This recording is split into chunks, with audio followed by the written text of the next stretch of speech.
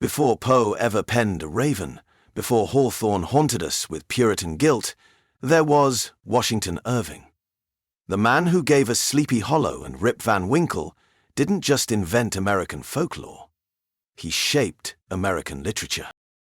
Welcome to the Vault of Lost Tales, resurrecting the authors that time tried to bury. Storyteller, satirist, diplomat. Irving lived in shadows and salons, crafting tales that blurred truth and legend. So, who was the real man behind the Headless Horseman?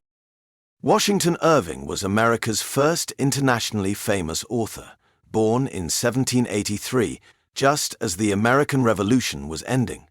He was named after, you guessed it, George Washington.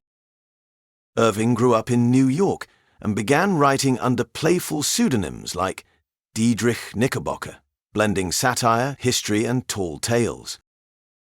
Irving is best known for the legend of Sleepy Hollow and Rip Van Winkle, but his stories range from the eerie to the endearing.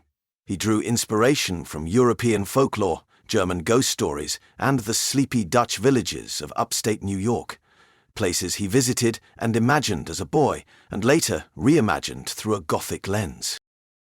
Irving brought old-world legends into the American wilderness, weaving spectral figures and ancient superstitions into misty glens, creaking taverns, and shadowy woods.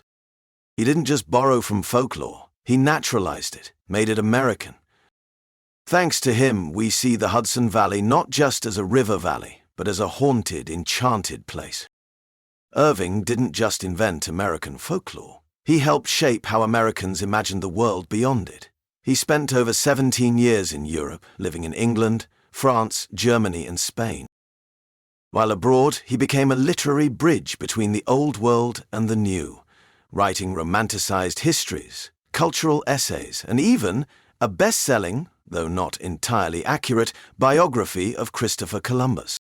In Spain, he roamed the halls of the Alhambra, where Moorish legends seeped into his imagination and later into his writing.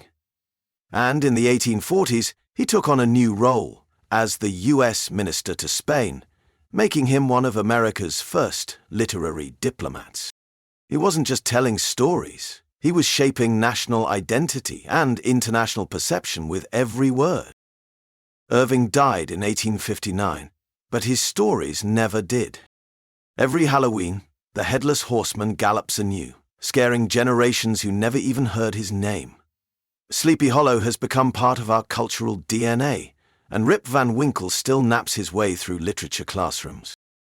But Irving's true legacy is deeper. He helped carve the very path of American storytelling.